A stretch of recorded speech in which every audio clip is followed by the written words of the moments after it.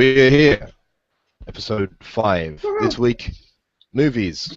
Zach is unable to join us, and Dave is later than usual. So, I guess we'll start as we seem to be starting each week, and that's our earliest memories of movies. Was there a time in your life that you can remember that was pre-movie, or have you just grown up with them? Pre-movie. I can't say that I can remember a time that was pre-movie, but at the same time, I can't remember what my earliest memory of movies were.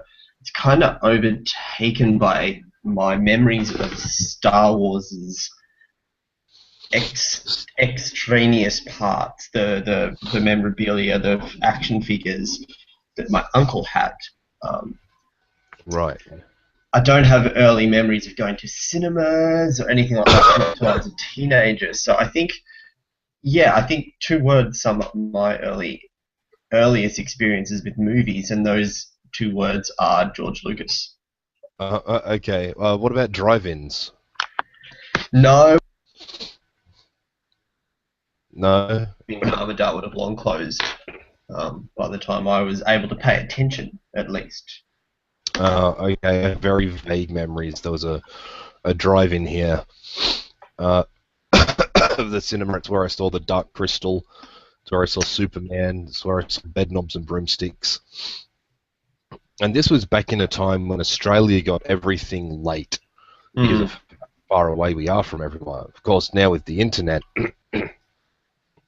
everywhere has to get everything first because of spoilers. But, yeah, we get it all there. Excuse me. But I have been a movie watcher and just watcher of TV and movies since a little kid, but I very clearly remember all of my first Star Warses. Ah. Will I go through them? Go. From the top. Okay, Episode 4, A New Hope, which I think back then was just called Episode 1. Hello, Dave.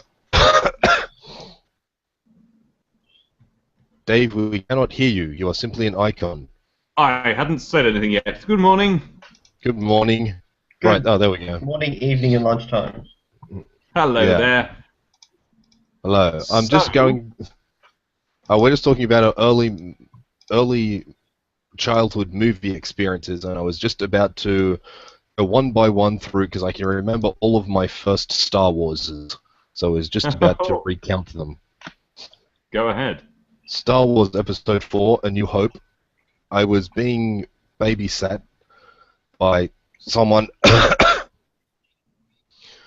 The child and I, we went to preschool together. And we were at her mum's place, and like, oh, we got nothing to do. It's like, oh, let's go get some movies. And she actually knew a friend that lived just down the road from where I am. And she had a bunch of pirated VHSs. Of course, I was a little kid, I didn't know better.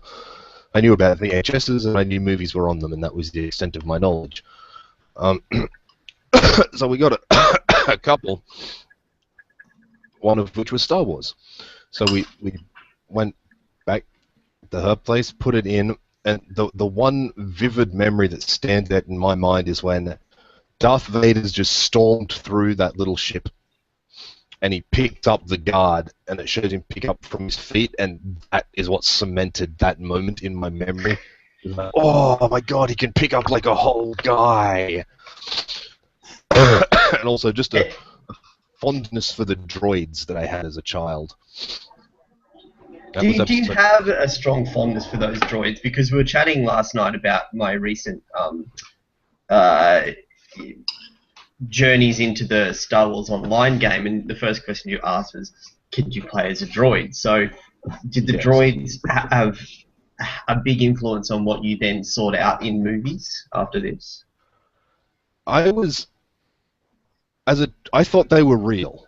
I thought C3, like, even as a kid, I got movies. I got, there's a camera and a director, but I thought C3PO off camera was C3PO.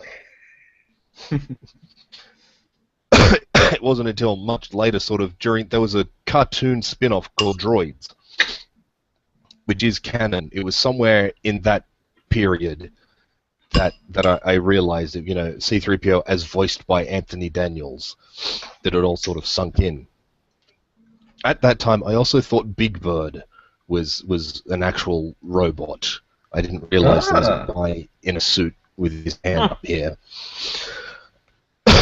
But I a certain fondness for those droids, but ever since I was a kid, I have loved robots. I even have a big hardcover book that I got in the mid-'80s that was all about technological advancements in robots at the time. That's probably all old hat and been surpassed quite a bit these days. But it was like, it went like all robots, the little toy robots, the more advanced robots, the robots that work in car factories, which I thought was fascinating as a kid. They were always the ones they were the go-to robots, weren't they? Whenever it was like, here's what technology's got to. They're now arms that make cars. I was never interested in that. I was always disappointed that that was always the sort of end of any discussion about robots. It was like, oh, it's an arm that makes cars. He hasn't got a face, I don't care. Oh, I know exactly what you mean. Because like, it's just an arm that does this. It's like, that's not a robot. That's just a mechanical arm. Which was my logic. Whereas you think of robots these days, you think of Asimo, you think of that toy Robo Sapien. That's what I consider, you know, a robot. Or those little guys that they shoved up on the International Space Station, Robbie the robot. Oh, did they put one up there? Yeah, there's a Japanese astronaut up there, and they sent a robot helper up there. The robot actually arrived before the astronaut, so totally unrelated to movies. But yeah, check him out, Robbie the robot. You can purchase him and build him yourself. This little cute, you know, Japanesey robot. What? I think I know the one you mean. And also, just sticking with robots just before we get back to The Empire Strikes Back, Sony had the Quirio that they've since discontinued. Have they discontinued that? That was my favourite one. The little cartoon-looking fella who moved. I thought he was better than Asimo. I don't know. Presumably he wasn't, and that's why Asimo is the one everyone's heard of. But was that his name, Curio or something? It was lovely. QRIO or something. It was short for something. It was absolutely brilliant. He plays soccer as well. There's little soccer matches of teams of Curios. Soccer seems to be common with robots. Oh, it's like a simple game. Although tennis will be more. Oh, but then if you think about it, you can sort of understand why soccer would be common with robots. Quirio is in the World Book of Records for being the first robot to be able to run. In the true sense of the word running, meaning 2 feet off the ground at the same time. They discontinued him because of pricing, I think. It was like a $10,000 robot. Well, was it a robot you could buy? I thought it was just like a demonstration robot. If you had the money, you could buy it. He's the human equivalent of the dog Ibo. I think you can still going on to Empire Strikes Back, which also features droids, among other things. Yeah. Oh, it was in the video store, the things that are slowly dying off. And I was just browsing around looking for something to pick, and I saw Darth Vader on the cover, and it was Empire Strikes Back SPFX. And I said to Dad, "Is that the second one?" He's like, "Oh, I don't know. Let's get it and find out." We took it to the counter and said, "Oh, you do realize this is actually the special effects video. This isn't the actual movie. The movie's on loan right now."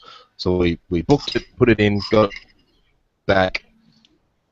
Then when we went and got it, we just watched it in my living room, and of course there's that big, massive reveal. Of course, I spun around. I was like, "My God, Dad, is that true?" He's like, "I don't know," because that was the big reveal for anyone, and I'm not even sure Dad had seen the previous Star Wars film at that point. Then Return of the Jedi. I have two firsts for that one because it was at the drive-in cinema, and I fell asleep halfway through ish. Probably, I'm not sure if I even got up to the Ewoks. I think I sort of somewhere in the Ewok run of things. Excuse me. Oof. So when it came out on VHS again, because I knew this was the movie where you got to see what Darth Vader looked like. Ah. And my sister and her friend was like, "Oh my God, he looks hideous. He's all ugly and stuff." And I guess I blew that out of proportion in my head. So I saw him, and was like, "It's just a dude, like who's scarred and looked bad." It was like, he doesn't look ugly and messed up. So my two firsts for Return of the Jedi were the drive-in, and then on home VHS. Here's an interesting fact about the Ewoks. The word Ewok is never actually said out loud in the film. Mm. The only reason you know they're called Ewoks is because of marketing, and if you stuck around in the credits. I was blown away the first time I heard that. I thought, crap, it's true. Yeah. Okay, moving right along to episode 1. I just went and saw it with my friend here in my hometown when it was out, like on the opening day. We went and saw it. Episode 2, I was in a different town at the time studying music, and I just went and saw it by myself because I wanted to go see it. Episode 3, oh, again, same thing. I just went and saw it when it was out, not even on opening day. It had been out for like a week or so. And episode 3 is my least favorite. Then, the Clone Wars. That was a movie. I was having a bad day at college that day, and I was just like, stuff it. And I just walked off and went into town. Then I looked at my watch and I remembered, as oh, the Clone Wars. So I rushed off to the cinema and went and saw it. And that's that. Nice and straightforward. Yep. So, Dave, how about you? What are your earliest memories of movies, and do you have a memory of a non-movie part of your life? What, you mean like a time before I'd ever seen a film? Yeah. Hold on, I'm getting some connection trouble, so I'm just going to turn off anything that looks like it might be using a connection just to make sure. Okay, well, just to add to what you were saying just there, I hope you can hear me, because there was, as I say, a bit of connection trouble a minute ago. I just want to add to what you were talking about, because I came to Star Wars in a very strange way. I think purely because of the exact time when I was born, I guess. Because I was born after Return of the Jedi had been out for, well, a couple of years. When was that out? Was it 1980, was it? No, it was well past 1980. Well, 1980 something. Okay, well, I was born in 1980 something. But the film had been out for a while, and so my first experience of Star Wars would have been like the Droids cartoon and the Ewoks cartoon, and the fact that by that time there were bits of Star Wars just lying around in the world. So yeah, right. So like there was I had a toy of the main Ewok, and I had a C-3PO, and I had an R2-D2, and these all came from just car boot sales and like church fetes and just local knick-knack things.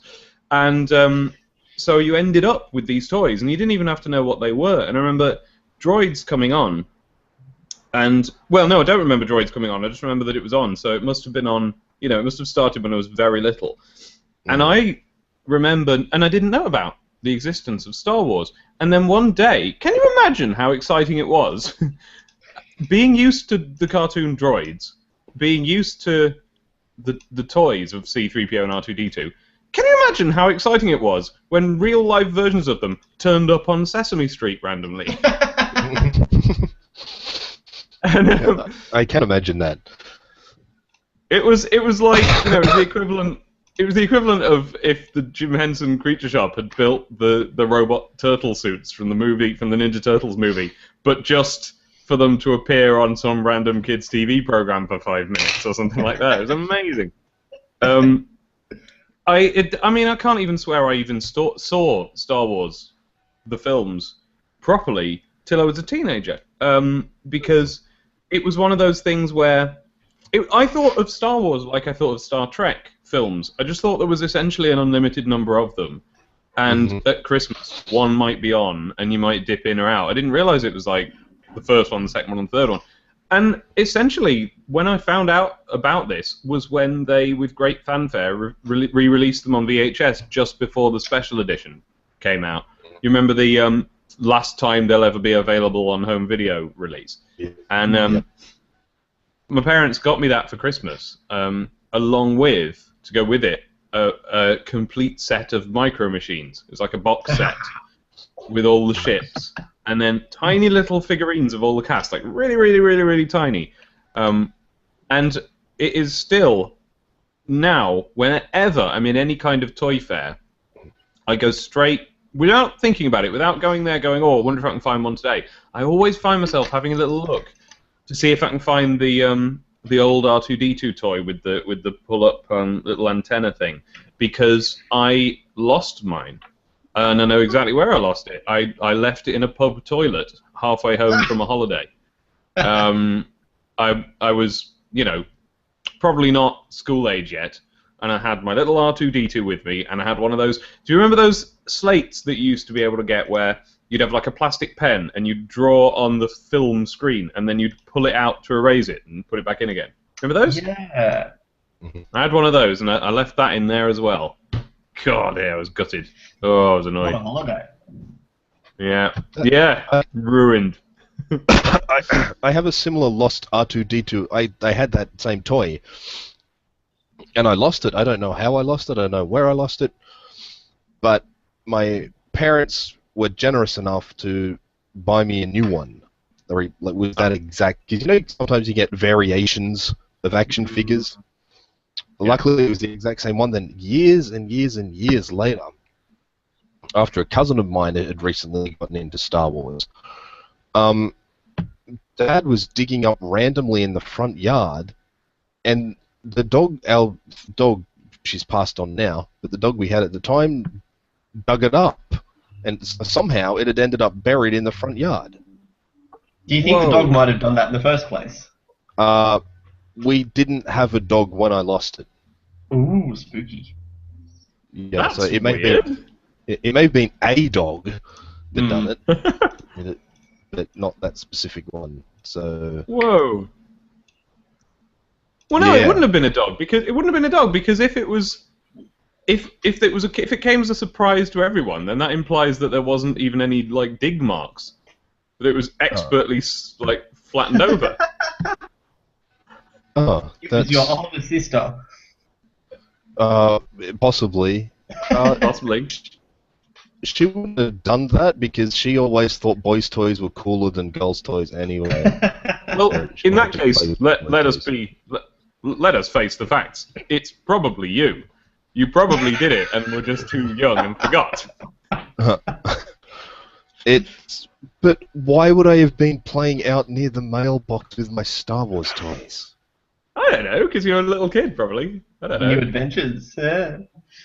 So, Star Wars has definitely dominated our early childhoods. Do you think that might be a factor of the era that we were born in? Yes. Well, yeah, definitely. And as I say, in my case, I kind of missed that, and to me, Star Wars was what dominated my early 20s, really, because that was when the prequels were coming out and the DVDs were coming out and things like that. So yeah, I kind of weirdly, I think I was born at a time when I had just missed a lot of what is the predominant cultural stuff that we have left over now, because Star Wars had just finished. I was too young to see Ghostbusters. I didn't know there was a Transformers cartoon at all. I was just too late for most of that stuff. And I came round to all of it eventually. I was big into Ghostbusters when I was 5. I just thought it was a cartoon, which I maintain that's a good way around for Ghostbusters, because when you watch the film, it's amazing. Then it's it's the most amazing cartoon to film adaptation you're ever going to see. I'm a similar generation, I'd say. I don't think we're that far apart in age, where I missed all of the milestones, but I had an uncle who was not that much older, maybe 10 years older than me. So he was, just leaving primary school, entering high school. So he was in the right demographic, and because it was kind of like he was here and I was following him around everywhere, I was exposed to what he was exposed to. So I got all of that in a hand-me-down fashion. So I don't really remember finding it later because the movies were always on. Things like Ghostbusters was always on. Star Wars was always on. The toys were everywhere. They weren't mine, but they were everywhere. They were just, the only thing I had around me to play with, kind of thing. And then as I got older, I missed what my generation were going through because I had this other figure that I looked up to that I wanted to be like. So I'm like, well, I'm going to play it. I'm going to watch what he's watching, and these other kids over here were doing whatever, what was that, Mouses from Mars and all those other cartoons that we had in the 90s. Black and Whites from Mars. All of that stuff went over my head. You'd go through the department stores at the toy sections, and the only section I cared about was Transformers. We didn't have the other, franchises like your Star Wars. They'd kind of gone out of fashion by that stage. Yeah. So I kind of missed my own generation's movies and all the paraphernalia that went alongside them. Well, I mean, I think that part of that is, I mean, you were correct in many ways. Like that, Biker Mice from Mars was not really worth your time. And Biker Mice from Mars came out when like Teenage Mutant Ninja Turtles was popular. It's like, we need something like that that's not like that. Yeah. Did you miss the Turtles as well? I didn't miss the Turtles, but I think that was I have a vague memory, and this is like going off the track of movies. However, I'll tie it in of one of the few cherished mother-son moments I ever had was my mother, I think, trying to bring me in line with all the other kids in school and marching me down to Kmart early in the morning for the pre-release of the Transformers action figures. And we stood around with the other mothers at 4 o'clock in the morning, and we greeted the truck, and it was this promotion that they had. We probably won a competition or something, and I had absolutely no idea what was going on. And there was, these guys, they all looked the same, and they just had different paint across their head. I didn't realize it was a bandana, and I chose one, and I took it home, and it was a snowball effect because suddenly everybody was like, oh, right, he likes that now, let's all buy him that, and I amassed this collection of Ninja Turtle figures without really having any idea of what it was all about. And then the movie came out. The original, which I found out the other day, for its time, was the highest grossing independent film of its time until Pulp Fiction came out and just swiped that record. Wipe off the WAP. And so that was my little tie-in of action figures back to movies, because that movie had big impact on me. That live action, the original Turtle, had a big impact. It did, and it's this Turtles and a movie that came to mind when I caught a glimpse of myself in the monitor just then in my ridiculous garb. Which both kind of set the tone for what I enjoyed later on, which was the 1981's Excalibur. Those two movies with the darker tone and the grittier, lower budget kind of look definitely set a tone for me and what I was to grow into enjoying, and hence why I'm wearing a plastic helmet and sword, because they were just sitting here. I didn't see that particular movie, Excalibur, until I was probably in my mid to late teens. It was a movie I was aware of, being a fan of things like fantasy and science fiction. And because the piece of music was famous to me, the one by I think Carl Orloff or something like that. And me and my friends knew that piece of music, and it came on telly one time. I think it may have even been the late movie, but I thought, I've got a chance to see this movie now. I'm going to sit down and watch it. Excuse me. That I think was it Sean Connery? Yeah. Sean Connery was King Arthur in that movie? No, that was much No. later. Oh, okay. This one That's had. the one I thought you were about. No, this is the early one. This is with Helen Mirren. It's something to look now. I can't remember who half these people were. Well, was Patrick Stewart in this one that you're talking about? No, it's got Liam Neeson in it though. It's the one with the famous piece of music. The piece of music is. I'll know it the second you say it. I can't even think of the tune now. It's in the back of my head. Bum, bum, bum, bum. Bum, bum, bum, bum, Yes, that's the bum, one, bum. but it doesn't have the actors that you were thinking. Right. Because that is definitely the movie I saw on telly that night, because that music was... I just remember them rushing off to battle through the forest, and that music was playing. How do I do this share thing again? So which is the one with the Sean Connery one then? Because that's the one I thought you meant as well. That's the one I was referring to in the side group chat. Sean Connery. Let's have a look. Because I've definitely seen both of those. With Richard Gere, of course, First Night, yes. From 1995. And is that No, that's not what called I'm thinking Excalibur? No, that's called First Night. Well, I have been labouring with the delusion that was Excalibur for goodness knows how long. no, I sent you the IMDb link in the chat. That's actual Excalibur. It's quite an oddball movie, actually. Okay. There is another fantasy movie with Sean Connery in it where he plays a king? Maybe he's the actor in it. Well, does he play the king, or does he play a kind? I think he was like a sort of a green armored knight, wasn't he? Oh, like a green wizard or something. Something like that. Yeah, I've seen that movie as well. I haven't seen First Night. Hang on, Sean Connery, Green Knight. Yeah, okay, there's a Google search for Sword of the Valiant, The Legend of Sir Gawain. Of course. Guess that must be it. Night. There you go. Yeah. Huh. Hang on. I thought that was Excalibur as well. What's wrong with both of us? I'll do screen share. Oh, wow, that's a great There we movie. go. That's it right there. Sword of the Valiant. Yeah. Yeah. Yeah. So that was that. And yeah, how did we get onto this? Anyway, we're talking about movies, so that's how we got onto it. Oh, I tell you what, I failed. Wait, what? Dave, go again? Sorry, I failed to answer the question that you directly asked me when I came in, which was sort of a first movie moments sort of a question.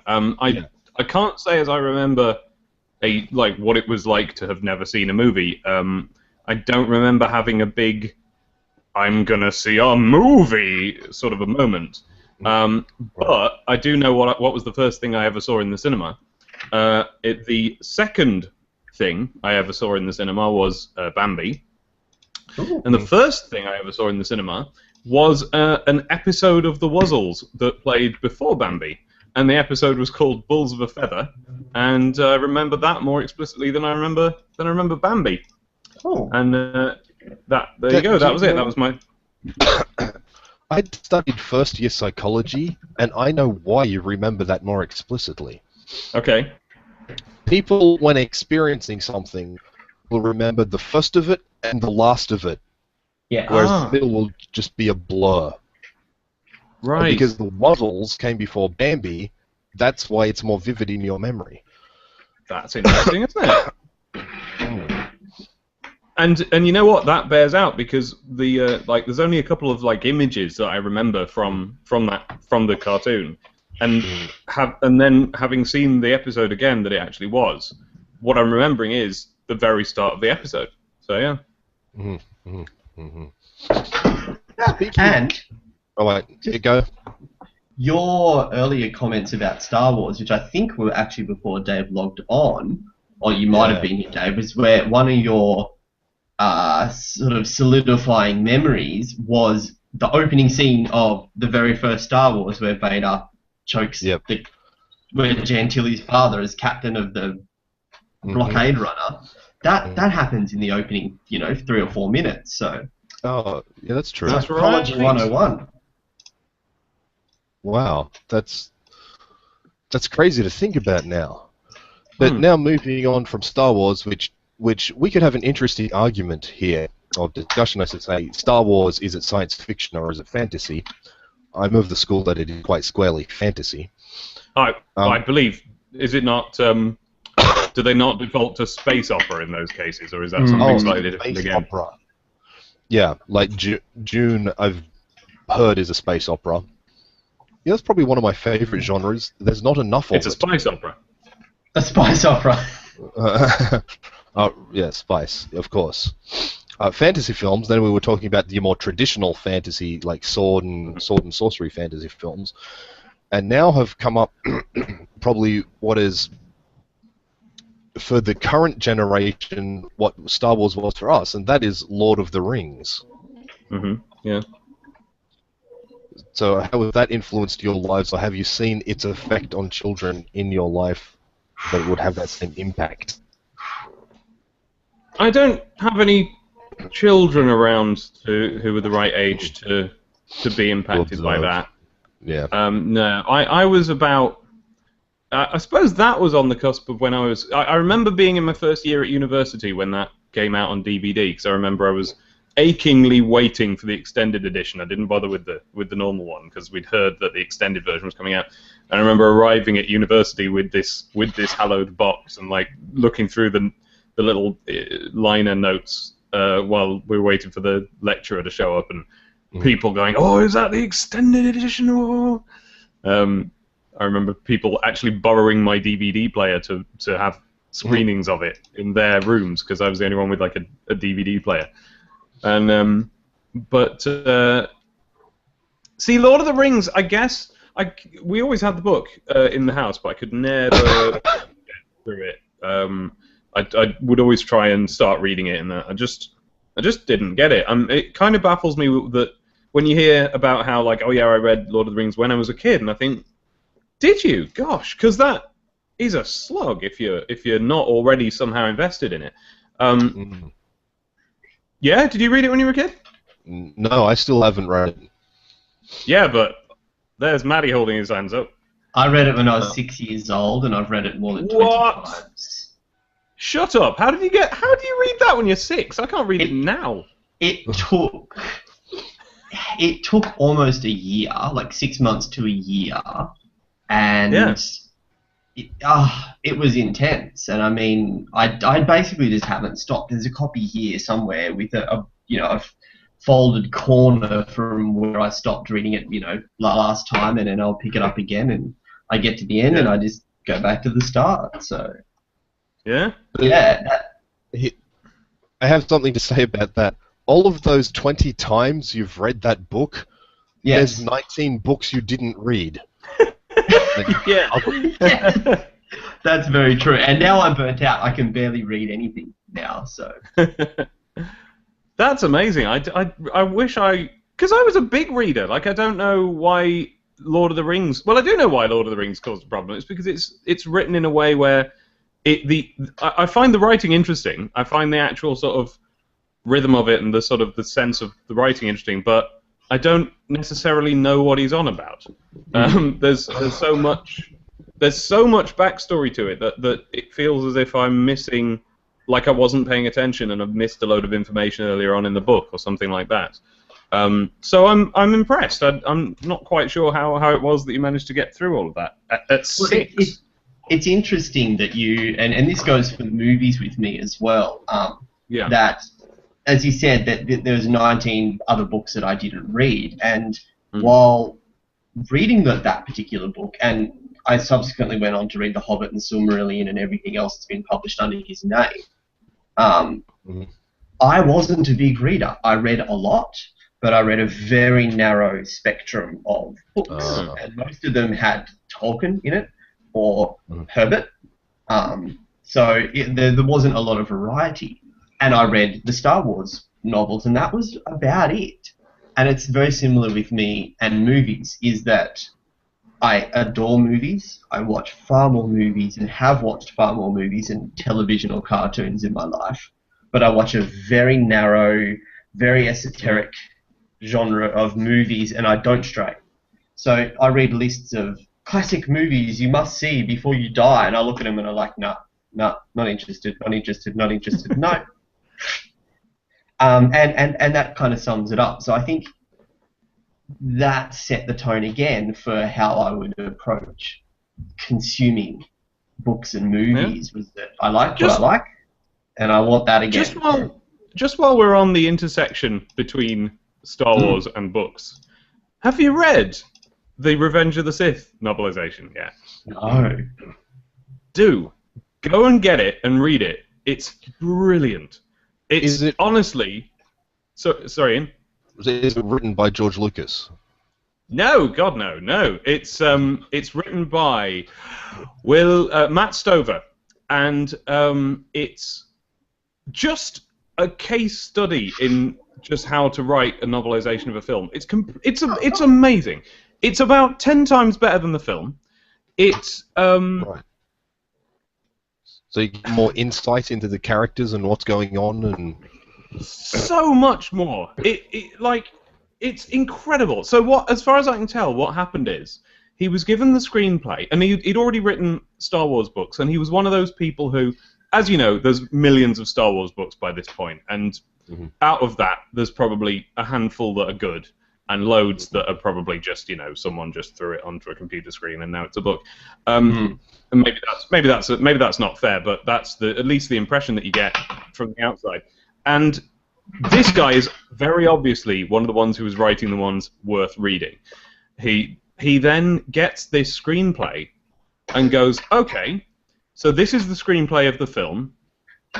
I wouldn't put words in his mouth, but there's a certain sense of like, this isn't good enough.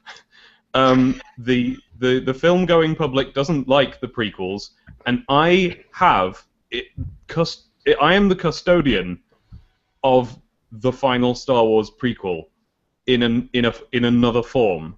What if I made it the best it could possibly be? And so what he's done, first off, he's rewritten the entire thing. I'd say there's probably about 3 lines of dialogue that it actually has in common with the film. Oh, wow. The rest of it is rewritten to be like... Basically what he's done is he's treated the screenplay of the film like his first draft. And then he's completely rewritten it from there. And the things that happen are the same, but they all mean something. They all tie in brilliantly to Star Wars Old and Star Wars New. And each scene is massively expanded, and each character massively counts. Everything that happens is done for a really good reason. The character motivations, it's like, to me, the book of Revenge of the Sith replaces the entire prequel trilogy. To me, that's what it is. Wow. It's definitely on the list. Fantastic. Get a copy of it and read it, and you won't regret it. It's great. Is it just called Revenge of the Sith? Yeah, it's like Star Wars Episode 3, Revenge of the Sith. There's nothing. It's not Revenge of the Sith Redux or anything like that. It is just the novelization of Revenge of the Sith. But like I say, it's all so greatly expanded. There's only about, as I say, there's only a few lines of dialogue that it has in common with the actual real screenplay, and they're always the good ones that you want to be still in it. So one of them is the moment where Anakin, before he turns to Darth Vader, says to Palpatine, like, could I learn these secrets about how to conquer death? And he goes, well, clearly not from a Jedi. And that line is in there because that was a good line in the film. It's fantastic, honestly. Apart from that, it's all rewritten and the scenes are so much longer and they all make so much sense. And the fact of him wanting to... Because in the film, he just goes, hi, I'm Anakin, now I'm Darth Vader. Whereas in the book, it's such a meaningful and gradual transition that when he turns, you're like, yeah, you've got to. You're with him, you know? It's the only thing to do. Right. Great. Or I wonder. Yeah, I wonder if the graphic novel version is the graphic novel of the book or the graphic novel of the movie. Also, I just want to get back asking you. I asked you if George Lucas wrote it. I was browsing through a bookstore, and you could get episodes 4, 5, and 6 in one book, as written by George Lucas. And I thought of thumbed through it to observe his writing style, and he has a very, I guess you might say, excuse me, eloquent writing style. You could say that, and the reason why you would say that is that it isn't him. It's a writer called Alan Dean Foster, who has been doing science fiction novels and movie adaptations for decades, and they just took the credit off him and wrote George Lucas on the book instead. I mean, he did. It wasn't stolen from him. It would have been part of that would have been the job he signed up for. But yeah, he ghost wrote that for George Lucas. George didn't write it at all. Huh. So there you go. I'm always curious about. When people talk about movies, they talk special effects and they talk casting and tone, but I don't see, and I'm referring, I guess, mostly to YouTube reviewers, I don't see a lot of talk about dialogue. And I find that that's something that books always do better because you're invested and you have the patience to sit through and read through things like the Council of Elrond and all these kind of infamous wordy gossip sessions that quite often books use, to fill pages. But has there been a movie that you've, except Quentin Tarantino, we'll just push him out of the side. Yeah. Has there been a movie where you've just sat down and you've gone, I want to talk like that dude. That's brilliant. I want to be him, and everything that came out of his mouth, I want to come out of mine. I have read books and thought, I wish my thoughts would come as clearly out of my mind as they've come out of this writer's mind onto this page, but not in a film. No, it's funny. I'm trying to think of films that I've seen with where the dialogue was a big deal, and unfortunately for the writers of those films, they're not the films that stick in your memory for this kind of conversation quite as well, because what we're looking at is very good films, whereas what we are essentially talking about is sort of very visually memorable films. And that's where it was. So we'd be trying to get something that's more emotionally memorable. Well, we'd be looking, or even just if it was just snappy dialogue. I mean, the closest I can come is sort of Iron Man. Which had that, but of course it borrowed it from better films, non-pop culture-y, non-popcorny films. Presumably there are loads of those out there, and I've seen plenty of them where the dialogue is a big deal, but they're not the kind of thing that springs to mind in this kind of conversation. I'd have to go away and think about that. But I think a lot of the time, when it comes to dialogue in films, you make the mistake of... Well, no, not fully the mistake. You make the half a mistake of crediting the actors with that, and obviously that's not a full mistake because the actors bring a lot to it, and even in probably a majority of films, the actors will be slightly writing the dialogue as they go a little bit as well. There'll be a certain amount of changes made by them and by the director, so it is difficult to know exactly what to credit a screenwriter with. M. Night Shyamalan, to his credit, I do think he does good dialogue. I think he did once. His stories. Never mind his stories and the characters going. Just the words that are coming out of the characters' mouths. Yeah, but again, I think that's something that. And by the way, sorry, there's such a delay between us that I'm sorry if I'm interrupting people or whatever. But the timing's really tricky. There's again that. You see, my problem is that the last Shyamalan movie I watched was The Last Airbender, which is one of the worst films ever made, and the dialogue in that has nothing to offer at all. So I think it's sort of like, I wonder if it was just that, I get the sense that he made his good films accidentally, and in fact I think I read something to this effect, that like The Sixth Sense, which was a good film and had, I think, good dialogue and so on, I don't remember it that keenly, but I think it did, I'm sure I saw somewhere a kind of a rundown of who actually made that film, and how, you know, it was a Star Wars situation. You've got the director, and then you've got the people around the director, and then as time goes on, you're left with just the director, and that's not as good. And I've heard that's why The Last Airbender sucked. It wasn't entirely M. Night Shyamalan's fault. Yeah? It was the people around him influencing him, saying, "Oh, we should do this scene this way, or we should make this character more like that." Really? Well, they really did a number on it, because, I mean, I'm a fan of the cartoon and watched the whole thing multiple times now, and it's very good. I don't know if you've seen it, but it's one of the better cartoons that's probably ever been made. And then the film is one of the worst films that's ever been made. And it really is amazing that the two things came together at all. But I don't really remember enough about the older Shyamalan films. I mean, I saw them, but it was that long ago now. I don't know. There was a film. I'm a big fan of not just science fiction in the pop culture sense, but you know, the thinking man science fiction. Like, have you seen the film Another Earth? No. That, if you're a big fan of the thinking man science fiction, that is a must. Oh, let me take a note of that. Why is that? Well, here's the thing.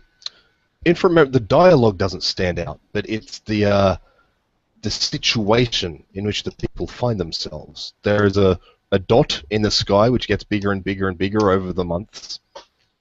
It's another Earth, literally.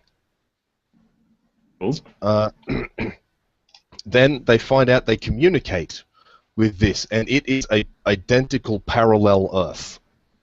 The you on that planet has had the same experiences as the you on this planet. So they hold a competition. Whoever wins goes in a rocket to visit another Earth. Wow. And that's the endings. I like the ending. It's by no means a twist ending. It's just one of those thought-provoking endings. Yes, I had to hold back just then because when I sorry, Matt. No, you're right. Dave, speak. I was just saying that I just Googled it and I had to be careful because it fills in Another Earth ending. So I was like, whoa, nope. Oh. Yeah. I had that one in my movie queue for a while, but I deleted it because it looked boring. Another Earth. Yeah. It is boring, but in the deep thinking kind of way. Okay. Oh, listen, there are some great sci-fi books that are boring, but that are great. And I've been trying to get my girlfriend to read sort of a relatively inaugural for me, but I don't really think for anyone else, science fiction book. I think it's I think it's good, but I don't think it's, you know, on people who know about the genre don't have it as like their key book. And it's Time by Stephen Baxter, who is a writer that's well worth having a look at. And I found that book endlessly fascinating, and I've read some of his other books, and I can imagine that some people would find them boring because the dialogue is quite technical. I mean, it's hard science fiction, so it's absolutely on the nail. Everything in this is scientifically what would be possible given these circumstances and so forth. And so the dialogue isn't the key thing. The physics and sort of mathematical approach to life is. But if you can get through, then you'll have read about things that have been made to seem normal, but when you come out the other end, you go, hang on a minute, I just read a story about a guy who launched himself into space and hitched a ride on a space whale that dived through a black hole. But because it was written kind of like what would happen in those circumstances, you kind of at the time are just going like, okay, right, oh, that's interesting, oh, okay, and then you come out and you go, wait, that was amazing! So it's one of those things that's amazing in hindsight, but not so much while you're experiencing it at the time. Some of them, yeah, because like, you know how, have you ever had this where you want to do something, like let's say you want to go to an amazing place on holiday or something like that, Mm-hmm. and you go and do that thing, and in the moment you are still you standing in a place. It's not actually that amazing, but you really like wanted to go there, and then later on you have been there, and sort of around it you think of it as this amazing experience, but at the time you're kind of like, well, here I am, because I experience my life the same way no matter what. Yeah. and it's a bit like that. He normalizes the amazing to the point where you go, yeah, that's reasonable, and then later you go, oh, that's incredible. And if you're into sort of hard science fiction, I would have a look at Stephen Baxter. He's done quite a few books that, Right, so like any of them are worth a look. he normalizes the amazing as opposed to glorifying the dull. Yeah. And I mean, I'm not saying that sounds like a bit of an insult to his writing. It's, you know, some of the stuff he writes is amazing as well, but because it makes so much sense, it just sort of strikes you at the time as being like, yeah, that's fine. So Time, the book that I want her to read, is I think it was the book that it was like probably my first big science fiction book that was mine and not something I'd borrowed from my dad, and I read it while I was on one of my first holidays away from my family by myself, which was to go and stay with my girlfriend, and it's I'm talking about books. Let's talk about films. There aren't films that are. You've done that so much. Like that. Brilliant. Well, gone off topic. We That's keep all right. going back to books. It's brilliant. I'll just change the topic later. Movies and books. Well, I'd it's like to because we're pick up- talking about science fiction, and you can't talk about science fiction without bouncing back to books, really. Exactly. True. I'm Speaking of- curious. wait, please no, go. no, Keep Maddie, going. go. No, Maddie. I just picked up on something Dave said. That being the first book that was yours, that wasn't, you following somebody else's lead or taking, something from someone. Has there been a movie that we all have that's similar to that? Something that's ours that we found. Yeah. No one else is going to be able to get it. It's, You mean like so- we were first on the bandwagon? In our own social circles, I guess, yeah, because who can really say who was first? But is there a movie that you love that no one around you gets, and no matter how many times you try to subject them to yes. it, Oh hell yeah! I've got a few. Top of my head. I mentioned before, for example, that I am probably one of a handful of people, but probably the only person I'll ever actually meet face to face who loves the Super Mario Brothers movie. I love it. Oh. I really do. Did you do a video about that? No, I didn't. I'm going to, and it's a big one. Maybe it was just you mentioning it, but yeah, somebody was talking about that over the course of the last 6 months. It's, it was Dave when we mentioned that our previous episode was on video games, and he said, yeah, it was the first time I came on. Just towards the end, I mentioned it, and Ian said, "Oh well, we better talk about that. I guess today because we're talking about films." So, Super Mario Brothers. Everyone hates the Super Mario Brothers movie, and I'm not here to say that they're wrong and that their reasons are wrong. They're not. I love it because of the things they hate. If you see what I mean. I find their criticisms to be accurate and representative of what I like about it. The common, first off, there's the general complaint that it's just not a very good film, and that's completely fair. I find it more interesting than good. But the big common complaint that I don't disagree with, but just approach from a different direction, is that it's nothing to do with Super Mario Brothers. That I think was not. I think that was actually partly a draw for me, because I was a big Mario fan. But I guess I'm surprised, and as I say, I'm going to do a video about this at some point, and I'll elaborate on all of this then.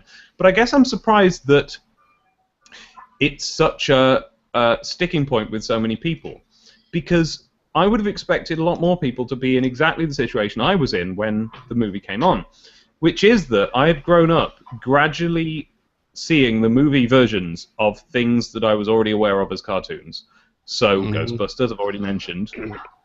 When you've watched the Ghostbusters cartoon and you think it's a cartoon, and then you see the film, what you are essentially watching is a gritty reboot of Ghostbusters, and so that was a really interesting experience. And then Ninja Turtles, gritty reboot. Here it comes on, and it's this sort of dark city animatronic turtles. Not, watching it as an adult, we're not talking about like an extremely dark and grim film, but compared to the cartoon, it absolutely is. And there are another couple of examples of that. I mean, even the another film that I love that no one else has any time for is the live-action Popeye, and that again is like cartoon characters brought to life and with this kind of strange town mentality. Here's this odd place. Super Mario Brothers comes on, and I'm like, all right, they're making a movie of Super Mario Brothers. I know what that means. It means they'll throw out everything that's cheerful. They'll make it into this sort of weird, gritty, strange city-type place, and then there'll be live-action versions of the characters, but they'll be extremely different in the way that the movie April O'Neil in no way resembled April O'Neil. The movie Peter Venkman in no way resembled... Egon didn't have his trademark hair in the movie. They change everything. And so the movie comes on, and I'm like, right, let's see what a completely different Super Mario Brothers is going to be like. And that's what I got. And I think I'm surprised it was such a surprise for so many people to see a film not at all resembling the source material. Because the way I remember it, Lord of the Rings was the first time a film was ever made that resembled its source material at all. And since that, because it was followed so closely on its heels by Harry Potter, we now expect things to be close adaptations. And before we simply didn't. So I was in it. I was in it for the changes. I was in it to see what was different. What I got, and of course I'll completely, I accept 100% when people say like that what we got was just a bad thing and it shouldn't have happened. Like, that's fine. But I was just fascinated with it. It just caught me at exactly the right time, at exactly the right age, and I know that a lot of it is to do with my own naivety at the time. For instance, I hadn't seen Blade Runner, and the things that stick in the memory about Blade Runner, that incredible designed city and that environment, I got that from Super Mario Brothers for my sins. Now it was the same production designer, and that's why. But it had that same, the same guy made the city in both films, and so there is a similarity there. It's very possible that Cooper, Dennis Hopper's Cooper in Super Mario Brothers, was my first fascist dictator. I may not have seen that before. I mean, obviously I'd heard of Hitler, but he was never depicted. He was just a sort of a shouting villain in the things I'd seen. I don't think I knew anything about his politics. And here was a city that was crushed by the rule of this despotic dictator. And that may have been a new idea to me. So maybe that stuck. So it's just things like that. But the main thing that I would say is a good way of describing why I enjoy the weird version of Mario that the film presents. When we were talking about comics, I asked you if you guys knew 2000 AD. I believe you did, right? Yep. Dread. To me, the Super Mario Brothers movie feels like if Nintendo accidentally gave the license to Super Mario Brothers to 2000 AD. Right. That makes sense. And they just made the weirdest, most dystopian version of it they could think of. And that I had that feeling a while ago before I really kind of started to research this film. And when you do that, there is so much fascinating stuff about this film to find out. It's a film that's more entertaining to read about than it is to actually watch, because so much stuff went on in the making of this film that's just fantastic. I'll tell you a bit about that in a minute. But I found out that essentially my feeling about the film and its connection to things like 2000 AD do bear out, because it was directed by the couple who it's a couple. There was a husband and wife at the time, and they had previously directed the the UK Channel 4 hour-long TV movie that led to the American sci-fi TV series Max Headroom. And I don't know if they created the character or not. I imagine it was probably based on the character's existence already. But you know Max Headroom, right? Yep, we do. Yeah, yeah. So he was doing this kind of comedy chat show, and I'm guessing that with that show already popular, someone was approached to give him an origin story, and instead of doing something outwardly just comedy, they did something that was meant to be comedy. It wasn't very funny, but it was also a disgustingly grimy sort of cyberpunky kind of a dystopian world, and it was so 2000 AD-ish, just in tone and in just the setup of the world. Everyone was punks and things like this, and so they obviously come from that kind of sensibility, and then they made Super Mario Brothers into that sensibility. But the interesting thing is that the film was, as I said, there's lots to find out about what went on behind the scenes of the film, and you can find all of this by going to snbmovie.com, where like two guys have dug so deeply into the film that I've never seen anything, including Star Wars, I've never seen anything else with so much revealed about what went into it, because of course everyone who made it is under no obligation to keep any of it a secret anymore because it was a flop. Yeah. And most of the people have sort of some fond memories of it and lots of sort of bad memories of it. Some of the people who worked on it hated it and so are all too happy to expose what went on. And it's so interesting. It's, from what I can gather, the film was, first off, it was going to be a faithful adaptation of Super Mario Brothers when it began. There's a screenplay that you can read which just looks exactly like you would imagine a sort of 1991 movie adaptation of the Mario cartoon to be like. So you've got Mario and Luigi, you've got magic gems, you've got a Toad, a little mushroom fellow hanging around with them. And you can see how everything went from that. By reading through the different screenplays, you can track it, getting from that to the weird version of the film that we ended up with. Now, there is a rumor that this couple were going to make this, more or less, this exact sci-fi movie anyway, and they just tacked the Mario name onto it. And I think there's probably some truth to that, but I don't think it's true, because I don't think it's as simple as that. Because, as I say, you can trace everything through. So, for example, it's the film. Just before I go on, have you seen the film? Oh yes. Yes, I'll tell you right. Yes, because to its credit, can I say it's actually quite a watchable film.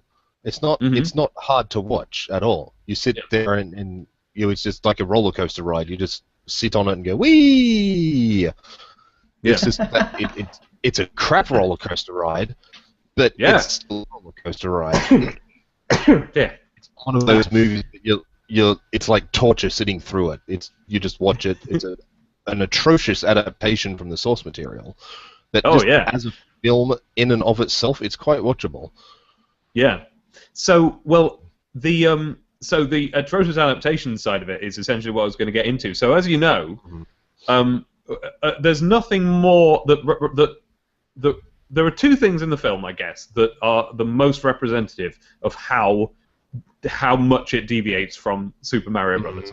And one of those is the fact that Koopa is a human man, sort of. And the other is the Goombas. They are a big sticking point with sort of the majority of people who hate the film. Yeah. Goombas are supposed to be sweet little mushroom things, and are in fact in the film these hulking lizard guys that have nothing to do with Goombas at all. And but if you go from the original screenplay and read all the way through, you find out what happened. They were going to do, as I say, a relatively faithful adaptation, and they were going to have Koopa Troopers in it, the turtles from the film, from the games rather. But they knew they couldn't do that because they weren't going to have the budget to do like full-on like Henson animatronic stuff. So instead, they come up with this conceit of like, well, what if what if Cooper's been essentially mutating them? Because there's those mutant turtles that everyone likes, right? So what if he has mutant turtles instead of just turtles? And what if they're essentially like guys in some prosthetics to make them look like turtle guys? And then you can just see how this gradually became, okay, so we're making a film about these giant turtle guys. And it's essentially the development of... I've never learned as much about the way films are developed as I have tracking the progress of Super Mario Brothers. And you look at it and you go, yeah, how could anything... it's amazing that any film that's an adaptation gets made and still resembles the thing it's an adaptation of. And I think the fact of the matter is that when they made Super Mario Brothers, Mario was just enough of a franchise to greenlight a film based on, but not yet huge enough that anyone in Hollywood had heard of it. And so they would have heard of it, but not like they wouldn't have known what it was. It's not like so. For example, when they were doing Lord of the Rings, half of Hollywood has read Lord of the Rings. They knew what it was, and then I think that the Harry Potter films that came after that were trying to emulate that. What if we make something that is recognizable as this thing? Plus, all the kids are going to want it exactly that way. Plus, presumably, J.K. Rowling had some control over it. And then from that has then influenced Hollywood. I still think that that's why we now sort of expect adaptations to be relatively familiar. But back when they were making Mario, it was just like, all right, we own this property, what should we make? And they just developed a film the way you would develop any film.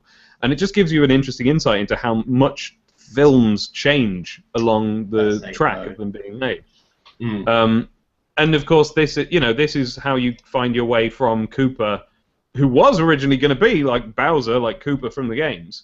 But I think at some point in the film, they go, look, we reasonably know that we're only going to get so much budget, so we can only have this monster be in it a certain amount. What if he turns into a man at some point? And that eventually becomes, what if a man turns into a monster at some point? And which is what they go with in the end. So I guess just sort of things like that. I just find it a more interesting film to delve into. Like, for example, did you know that the directors, they had such a strange way of going about making this film? It's kind of tricky to exactly see what happened, but as far as I can see, they got the screenplay, and then their filmmaking technique was a very experimental one. From what I've read, they seem to have gone, okay, we've got this outline for a film, we've got this screenplay, but let's not get too bogged down in following the screenplay. Let's scout locations that would fit this screenplay, and then when we get there, let's kind of wing it. And so the directors would keep coming up with ideas like, hey, what if in this scene the character was doing this? And what if their motivation was actually this? And they would shoot scenes over and over again and in different ways with almost entirely different films in mind. And then, when they made loads of the film, I guess that their thought was that it would sort of bubble up into something that was a solid film, and they would fill in the gaps. But the production was getting so stressful and going so badly. The screenplay was changing every day.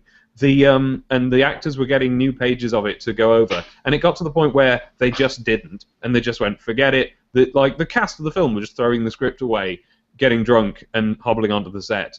It got to the point where they got so drunk that they started injuring one another. Bob Hoskins broke his hand because John Leguizamo crashed the van he was driving him in, and things like this. And eventually, it got so stressful that you've got the director, one of the directors. If this is libelous, I apologize. This is the story I've heard. I don't know how true it is, but you get these stories like the director, in a fury, presumably because of something else, walks up to a cast member, just an extra, and goes, your costume looks too new, it's not grimy enough, grabs a cup of scalding hot coffee and just throws it onto this extra. Over the next few days, the cast and extras start, I think not the cast, I think like the crew and extras, start showing up with T-shirts on that say like insults to the directors and stuff that they've done to the cast. So it's like the tension, I don't know how much of it's true, but tension was running so high that in the end, a good few months before the film was scheduled to be finished, the directors just left. They didn't want to, but their agent pulled them off. They weren't fired. Their agent made them stop doing it for their own career's sake, or something like that. And then the cinematographer had to become the new director and had to lay out all of these scenes that they randomly had and fill them in. So if you watch the film knowing this, you notice something really interesting.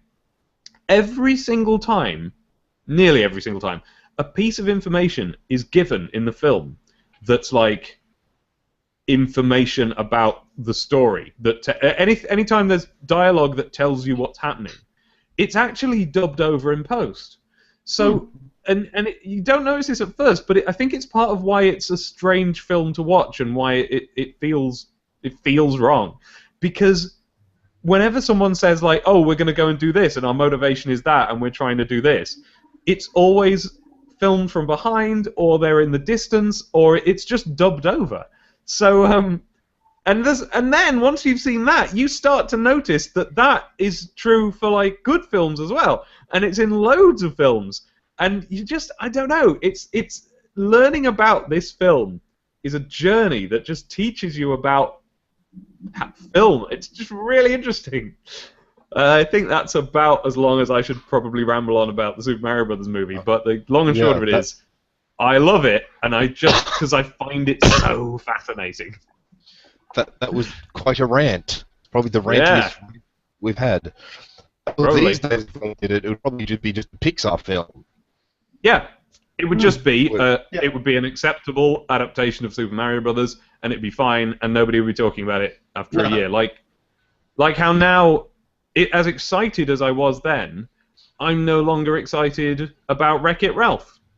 You know, that was good, and there you go. You know, whereas Mario, I could dissect all day, and I'm gonna get the chance because it is finally coming out on Blu-ray in I believe November. I've got my pre-order in, and the people from, because it's never been out on anything that we would accept as a DVD or anything like that. It's out on DVD and you can get it for like £2 or something like that. But the DVD of Mario is, I mean, to put it in the simplest terms, it's the same things are wrong with it as are wrong with the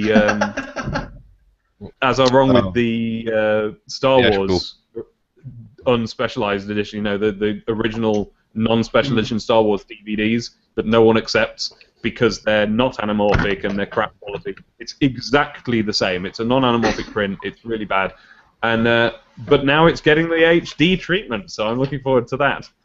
Fantastic. Right, so HD, it'll have the proper cinema screen ratio or whatever it was originally filmed in. 1.8551 or whatever it is. Presumably, yeah. It has been restored and so on, although hopefully not too much. It's done by a company that does sort of, you know, niche films and restores them and so on. So we're hoping for the best. And they've got, you know, cast and crew interviews, and they've got a big making of that's never been done before. And the people from this website who've gathered all this information have been involved in making stuff for this Blu-ray. So I'm just really, really looking forward to it. Sounds worth the money. My subjection film is, I have a similar fascination with it, and it's Dune. It's the wonderfully dark and gritty sting in a codpiece, you know, David Lynch Dune adaptation that I actually I read the book, and then I was browsing through a thrift store, and I came across what I thought was the book again for $1. I pulled this little paperback out. It was fairly, you know, weighty, and I flipped it over, and it's the first time. This easily predates common internet access. It's the first time I'd ever been exposed to the making of a film, because it was a book specifically written by an ex-journalist who followed the crew from the first page of the screenplay right up until the movie premiere, and documented everything with camera and paper and pen, and it was fascinating. And wow. I immediately revisited the movie. I've long lost the book, which is probably one of the biggest tragedies of my life because I just adored it. It started my fascination with behind the scenes. You know, I don't have the Lord of the Rings, but I still have a legal copy of the appendices from the DVDs. Huh. You know, movies aside, let me watch them make the models and set the lights up. But that movie, for me, there's a quote from the book, from the cinematographer, in his, you know, in an excerpt where this sums the whole movie up for me. Was they quite often had to tell David Lynch that there were power problems or some other force of nature preventing them from filming, because he would spend an entire afternoon chasing shadows around the set and getting the whole crew to set up just to film a little interesting, you know, light play in the corner of the room while the actors stood off to the side sweating in their costumes, wondering, you know, when they were going to be ready to deliver their lines. And that sums that movie up for me. It's terribly, it dates so brilliantly bad. I've got a fascination with 50s B movies, science fiction B movies, and it sits right in there, even though it's made, like, I think a few years after Return of the Jedi. Yet it slots perfectly into, you know, them and, you know, Return of the Crab People and Dune. You know, 30 years later, we're still making it. It's fantastic. But I can't seem to get over the inspiration of the DIY aesthetic. You know, they couldn't get so many modern materials shipped to Mexico where they filmed it. So these giant animatronic, you know, Farseer spaceship pilots, I can't remember what they're called now, that's really bad. They're made of wood. You know, there's no metal armatures. They were sculpting things out of wood because they couldn't get parts across the border in time.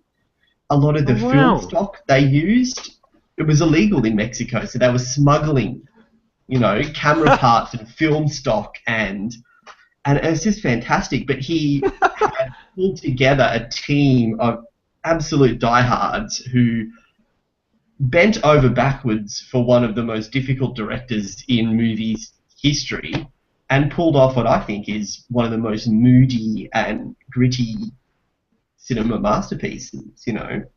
That I need to get. I think I might have to try and get hold of this book because I confess, unfortunately, that I didn't like it. I tried to watch it recently after having read the book, which I did recently for the first time, and I'd seen the film before, but I didn't get it. But that didn't concern me at the time. I was just like, oh, here's one of them films I don't understand, whatever. But this time I wanted to understand it, and I did now understand it. But I think that there's something about it that winds me up as I watch it. It's a stressful experience for me. The things you look at are amazing, and then the dialogue. There's something about the dialogue that's like a fever dream that makes you feel hungry and unwell because of how it's. I think it's because what the dialogue consists of, like, lines from the book, but spoken, you know, in isolation and with faces too close to the camera and just repeated like catchphrases without really telling you what they mean. And this time, having read the book, now I understood what they mean and I could follow the film, and I, you know, was able to appreciate it more this time. But I really want to, like, I don't know. I want to get. I can tell there's more in the Dune film than I got, and I want to get it.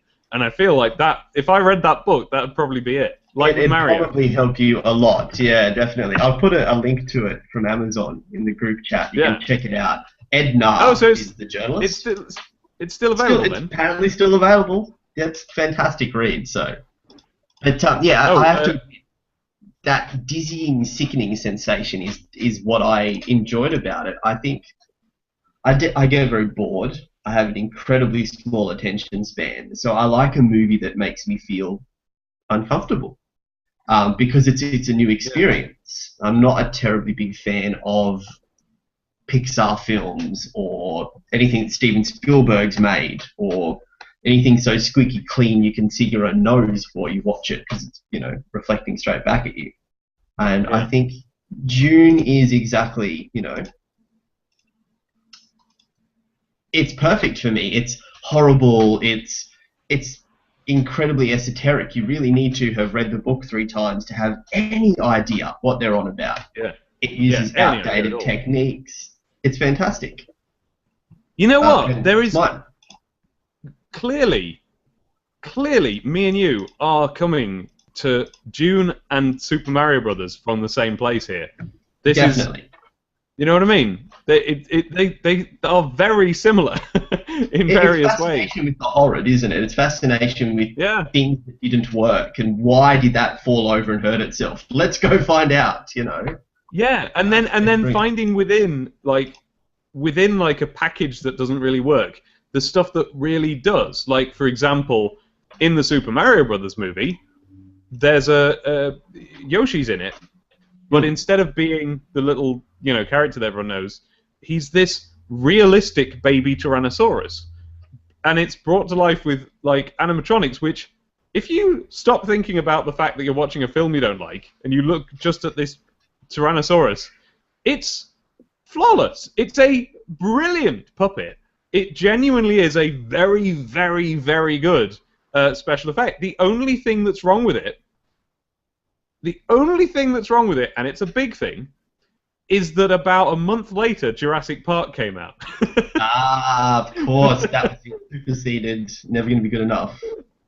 Yeah, but had it not happened, if that hadn't happened, you know, Jurassic Park was such a leap to the next level of how to depict a dinosaur on stage. If that hadn't happened, Super Mario Brothers would have had the world's greatest depiction of a dinosaur. Animatronic T-Rex. I love it. Yeah, and it's like, why is that? Why is something that good in this? I think Dune suffers from being such a cult victim because of the remakes, because they got CGI technology, they got a budget, and they went ahead and not only did they remake them, but they made prequels, and then they became telemovies, and so it doesn't have that endearing factor of being the wounded child, the runt of the family anymore, because everyone's kind of gone, okay, that's a failure, we'll put that in the bin, we'll make a better version. Look, everybody, here's my prize child that actually worked. And so I don't think people quite dissect Dune to that fanatical extent. Yeah, usually whenever Dune is mentioned, someone very quickly will pipe up, have you watched the TV miniseries? And then the discussion then changes. And now that said, obviously now we're in a position to make a good Dune film. We've got, I mean, we were then. You don't need, to do a proper adaptation of Dune, you don't need CG, you don't need, you just need to make a film. I'm not quite sure why they did it the weird way they did it, but I'm guessing that if I knew more about the version of the film.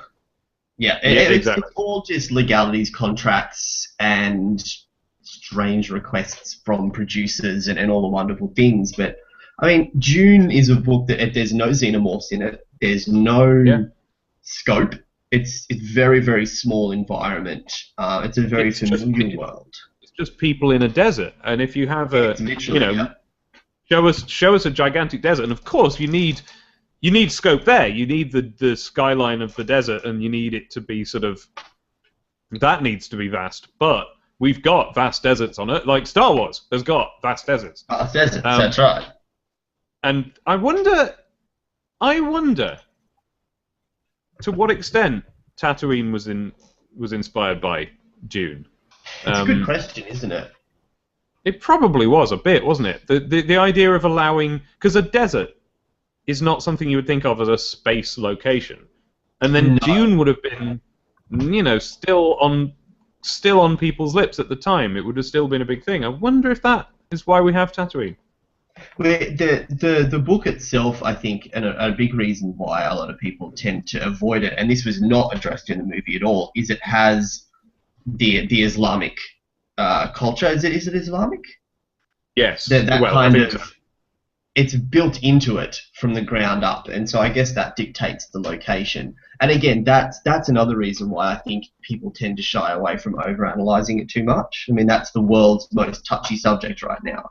And so you're not going to find people ripping on the language and the cultures that are being expressed in the way that we can rip on a movie that was based on a cute, childish Super Nintendo game from, way back when. So there's a lot of touchy subjects about that. I think that's why I can't get people to watch it. Oh, really? Is that the thing with the giant sand penises and the little, jihadists running around? And yeah, that's that movie. Want to watch it with me? Really? Huh. Never heard of the giant sand penises? Well, obviously I have, but I didn't. It has yet to strike me that they would be called that. I thought they were famous enough that they would stand alone, but I guess not. Nothing is safe. It's a Chinese whispers thing, I think. Someone says a joke and then it gets passed on, and by the time the fifth person hears about it, it's, oh, is that some kind of, strange Indian porn movie that you've come across? And honestly, one of the weird things about watching the film is that having just read the book, and yes, you get into this kind of Middle Eastern culture that they have, and then you watch the film and it's 70s white dudes. But yeah, and it's such a strange jump to go from the I guess the fact that because the book has a rich environment, just not an impossible one. And so then to see that translated as an impossible style, because it's done with a much more sci-fi twist. And the trouble is, if we did, as I say, we're now equipped to make the Dune film that would be the proper adaptation of it. But if we did, we wouldn't. What we'd do is we'd fill it with spaceships and we'd make the CG the star, and it would ruin it. It really would, yeah. Whereas I think the matte painting aesthetic and the they use fantastic perception tricks and all that kind of thing to film the vast, locations that they needed to create. It just wouldn't have the same effect. It wouldn't put the movie into its time properly, and it would become, for people like me, like I said at the start, another Pixar polished Steven Spielberg movie that everyone's going to forget about next summer. It would be the equivalent of the RoboCop reboot, wouldn't it? It would be just exactly. It would disappear. Just to inform viewers of this on YouTube once it's all done, Ian has had some sort of connection problem. He's disappeared. We can still see him talking to us in text, but he can't get the connection going. And we now have a reggae beat. Because someone has just joined the call who is called Brett Octane, we believe. And, hello? That's just reggae.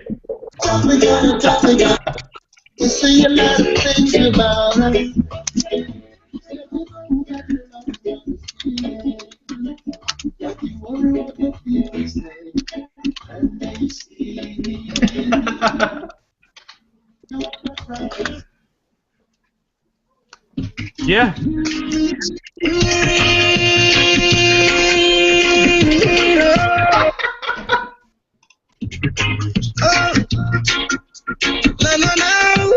Sama ganja planta, call me the ganja. That's very good. That was brilliant. So Ian was disappointed with the reboot of RoboCop. I didn't see it. I intend to, and so I'm afraid I can't really comment. Watch it and enjoy it, because it's not the most horrible reboot ever. You know what? I think I am perfectly poised to enjoy it, because I don't have any kind of particular affiliation with RoboCop. I only saw it a couple of years ago. It's a non-grease. What was that, Brett? I can't make out. Oh, it's just reggae again. It's just reggae again.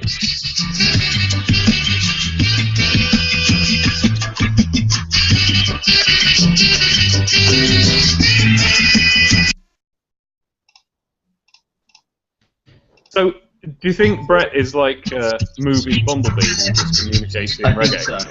Yeah, definitely.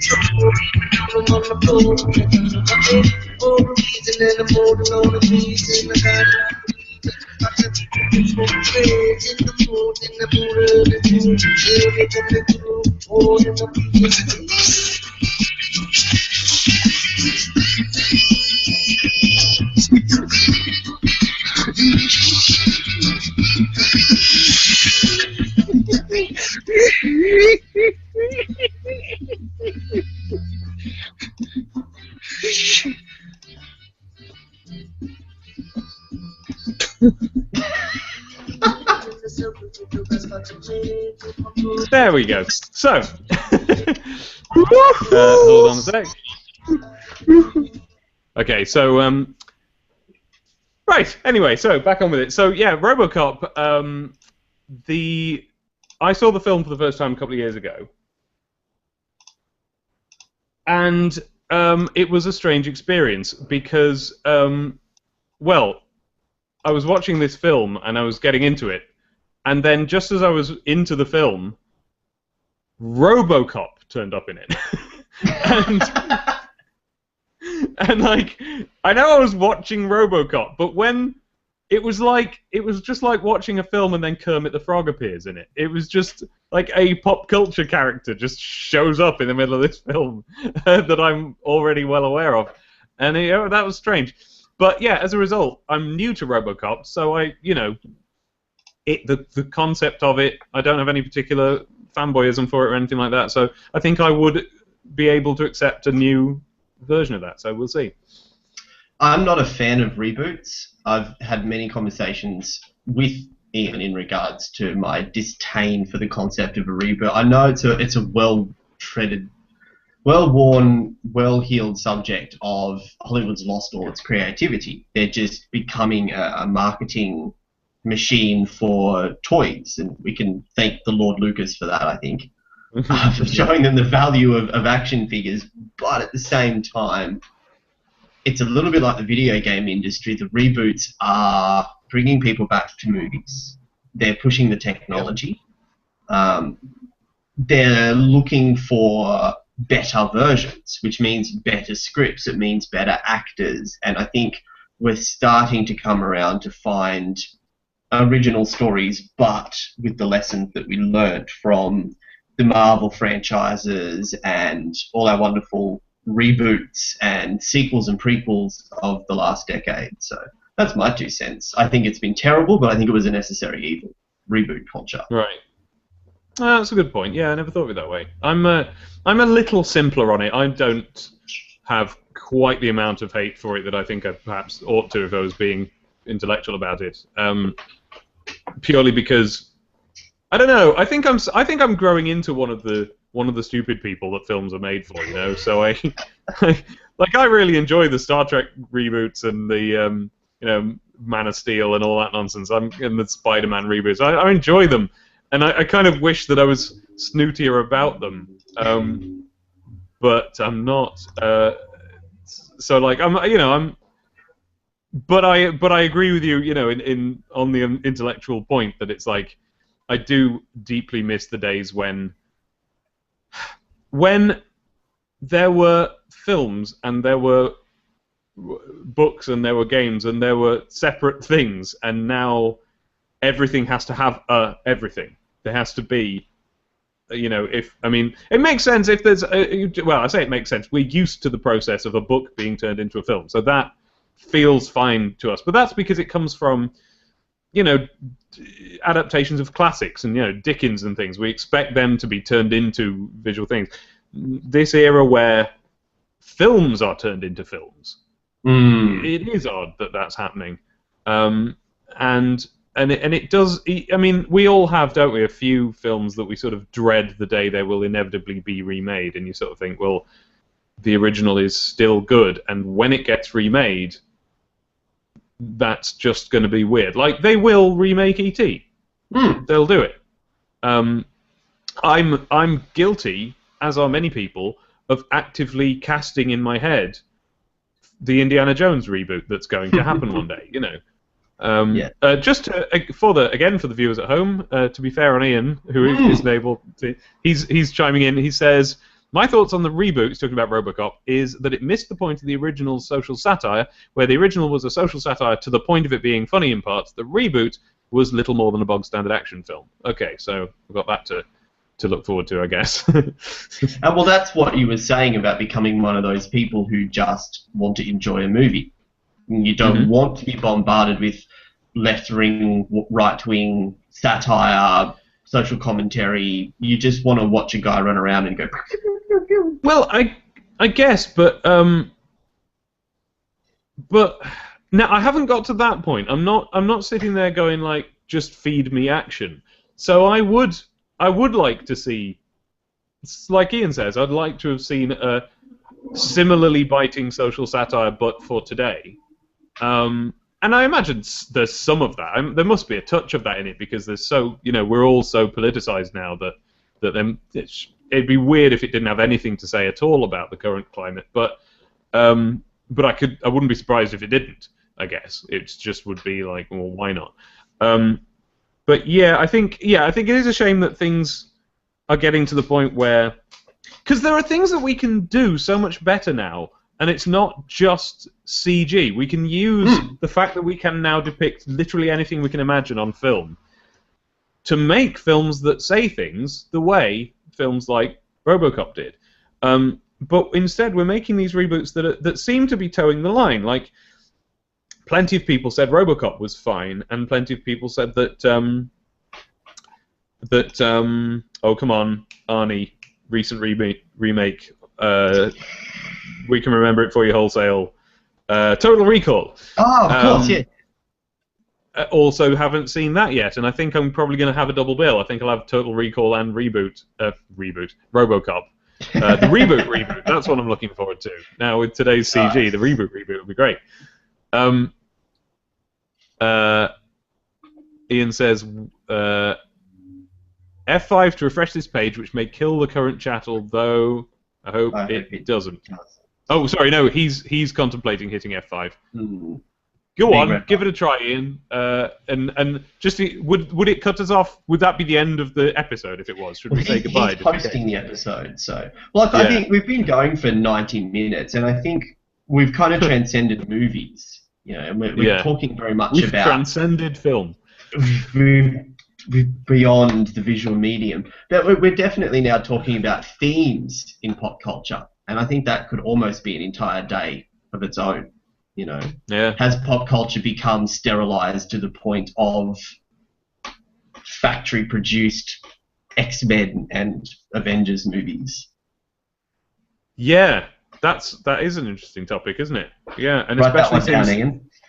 Yeah, especially since it seems to be the intention. The Marvel movies thing has been a success. So now Sony are doing it with Spider-Man, and X-Men is doing it, and other people are going to be doing it. Yeah, who knows? We now seem to be in this sort of. It's weird, isn't it? There'll be a generation now who don't remember what it was like to watch a film that was just a film. Mind you, I can't talk because I grew up on Disney films, having already been an expert in different versions of the fairy tale they were based on, and then B, getting the books and the soundtracks and what have you. Ian says the reboot of Total Recall has the most incredible sets I've seen. Next week, J-pop culture. Oh gosh, wow. I don't know anything about that, but I'll sort of bumble along in your wake, I think. Ian. Wow. So, all right. So, how about Ian? How about you do F5 it, and before you do that, we just sort of say goodbye just in case, and then if it does work, then we say goodbye properly after saying whatever else you want to say before we go. Social media. Oh gosh, yes, that's an interesting one as well. That's another topic coming up. He's giving us okay, so possible goodbye, or possible we'll say goodbye in a minute. As we hit F5. Go ahead, Ian. Reset us and reboot. Let's have the reboot of this conversation.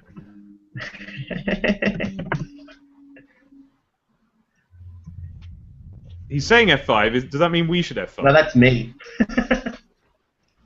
Oh yeah, that's you.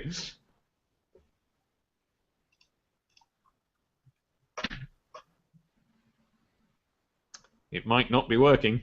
It's apparently not working. Oh no, here we go. He's not done it yet. Here goes. Here goes. He's obviously on a delay. He's waiting for us. He's watching catch YouTube. Yeah, don't wait for us. Just do it. Oh, he's gone. But we're still here. But are we being recorded now? Is this going to be in the YouTube? It still says live at the top, so we can say whatever we like now. Are you back, Ian? Are you back? Am I back? You're back! Hello! That was seamless. So it turns out you can F5. Right, okay, but here's the thing with F5. I'm curious that see there's two of you already sitting there. If there was only one of you, I don't think that would have worked. Yeah, that wouldn't help. For Google Plus, at least, you need 3 people. Ah. Yeah. Okay. Right, and can I just, going back into RoboCop, basically I've said, and you've said on my behalf, everything that goes there, but going, to Total Recall, let's imagine we live in a world where the Schwarzenegger version never happened. Yeah. I think... Is this the Star Trek theory, the Star Trek reboot theory? No. Let's say the new version of Total Recall was the first version of the film adaptation. Yeah. Of Total Recall. It's a decent film. It's quite a decent film. Decent enough that it probably has its own cult following, and it would be respected as, wow, Total Recall, it was great.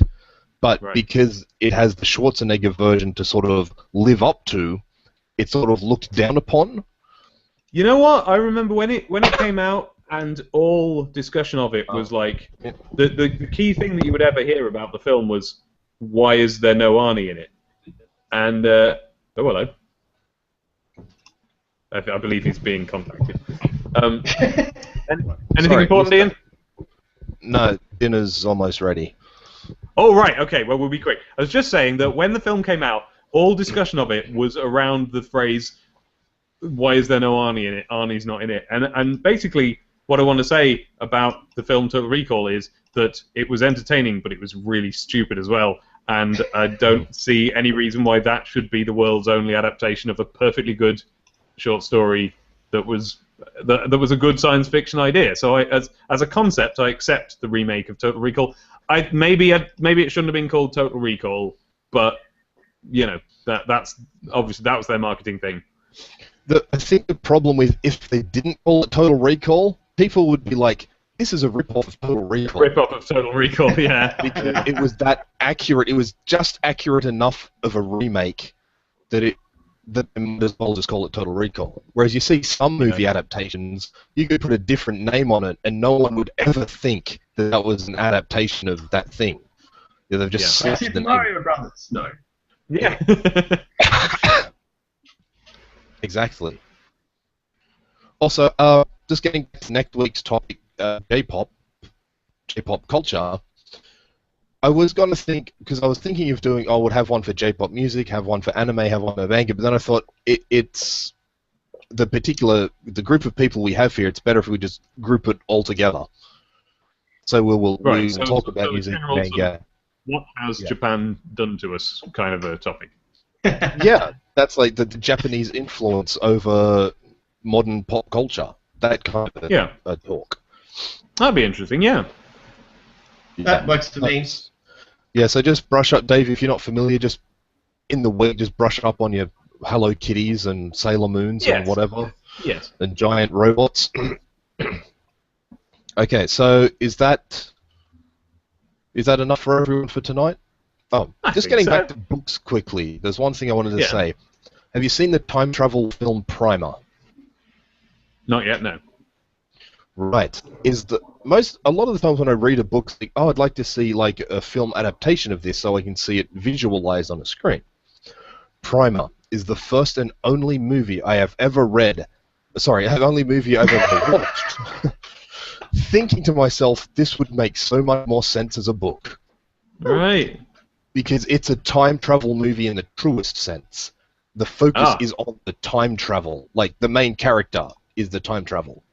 Whereas in a movie like Back to the Future, it's an adventure movie that has time travel as a plot device. and the adventure is him trying to get back to his normal time. Whereas Primer, the main character, is basically time travel. Right. Sounds like we've got some films to watch. It does. Yeah. Primer, Another Earth. Mm-hmm. Excalibur. Yep. Excalibur. Yes. And all those other movies that we thought were Excalibur. And and RoboCop and the other one, Total Recall. Fantastic. Alright, well, I'm going to go. Dinner's for me as well. Yep. And I guess just past breakfast for Dave. Yep, so I'm good. I'll see you next week. Okay, bye. Thanks for your time, everybody. Bye-bye.